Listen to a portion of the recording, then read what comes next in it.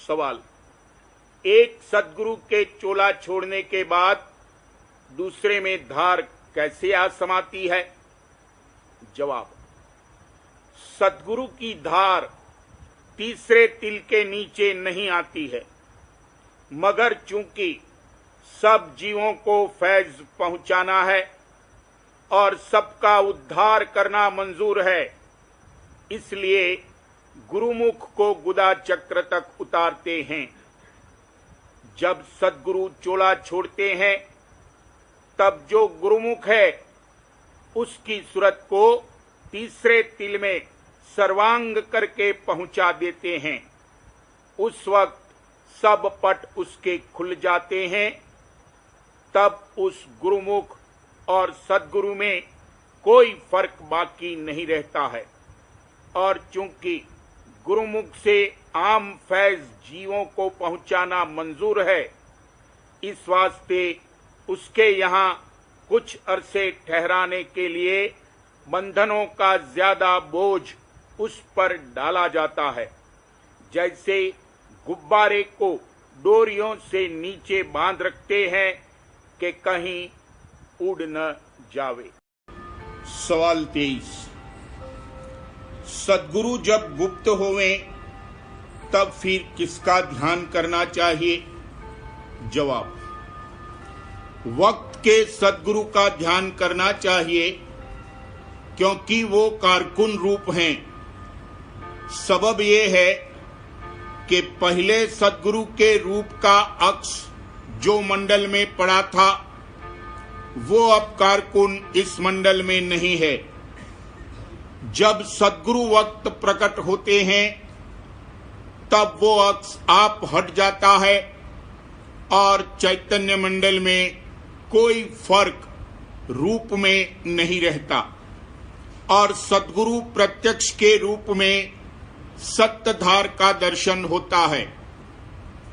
मगर इसमें एक बात समझ लेना चाहिए कि कुछ फायदा न होगा अगर कोई किसी सत्संगी को पकड़ के उसका ध्यान करेगा, चाहे उसमें जो उसकी भावना है, इसलिए कुछ शांति आ जावे, पर इससे ऐसा नहीं समझना चाहिए कि वो पूरा गुरु है। ऐसे दो एक झूठे गुरु अब भी मौजूद हैं कि जिनको कितनों ने पूरा गुरु समझकर धारण किया है। वे कहते हैं कि हमारी तरक्की होती है और स्वरूप दरसता है, मगर हकीकत में उनको असली तरक्की की खबर नहीं है और वो नहीं जानते हैं कि सद्गुरु का स्वरूप प्रकट होना सहज नहीं है और जब प्रकट होता है तब क्या सूरत मन और सूरत की होती है। उनकी भावना का भी क्या ठिकाना है।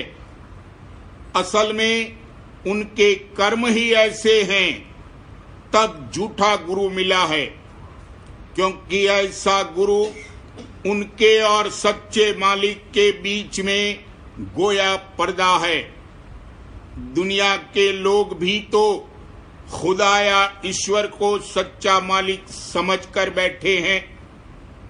बाइस ये है कि उनके कर्म ऐसे ओछे हैं कि अभी वो पूरे गुरु से मिलने के काबिल नहीं हैं। जैसे एक भेड़ के पीछे और कुल भेड़ जाती हैं, वही हाल लोगों का हो रहा है।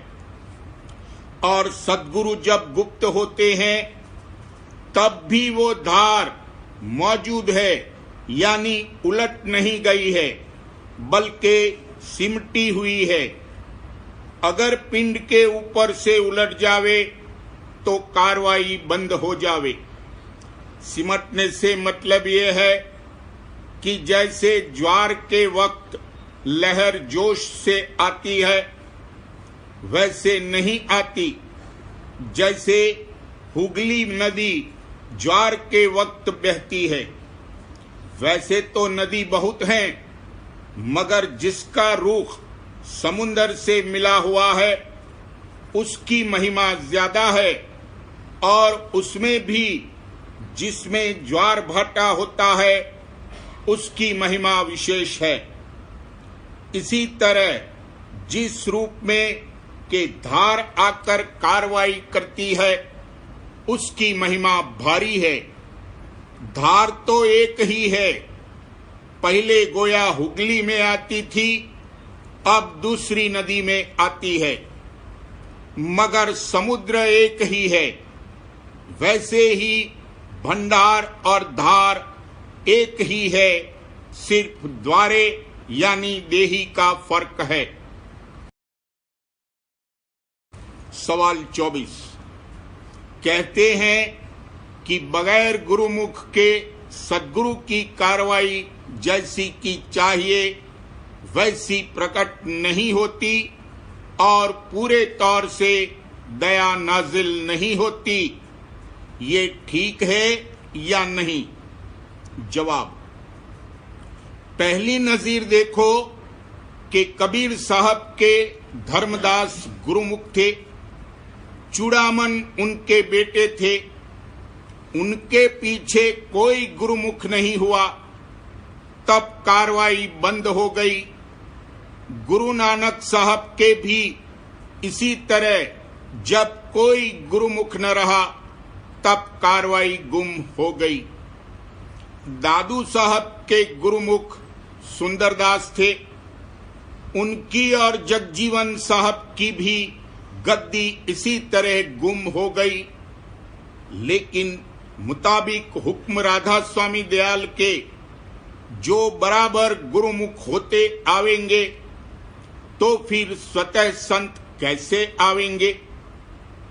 जब स्वामी जी महाराज और हुजूर महाराज एक दफा बाप और बेटे होकर शाहंशाही खानदान में आवेंगे तो स्वामी जी महाराज स्वतः संत होकर आवेंगे।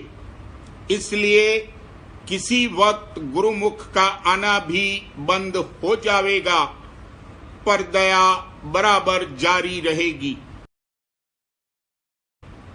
सवाल 25 स्वतः संत और गुरुमुख में क्या भेद है? जवाब, स्वतः संत तीसरे तिल के नीचे नहीं उतरते हैं और वहां बैठकर कार्रवाई करते हैं। जैसे ट्रांस यानी बेहोशी की हालत में ऊंचे घाट पर बैठकर स्थूल शरीर से कार्रवाई की जाती है, और जो गुरुमुख है उसकी सूरत नीचे गुदा चक्र तक उतारी जाती है, यानी सत्य देश का बीजा यहाँ पिंड में इस कदर नीचे तक उतारा जाता है और इसी से सारी रचना पवित्र की जाती है। यही वजह है कि गुरुमुख की महिमा स्वतः संत से भी ज्यादा है, क्योंकि उसका फैज नीचे तक फैलता है।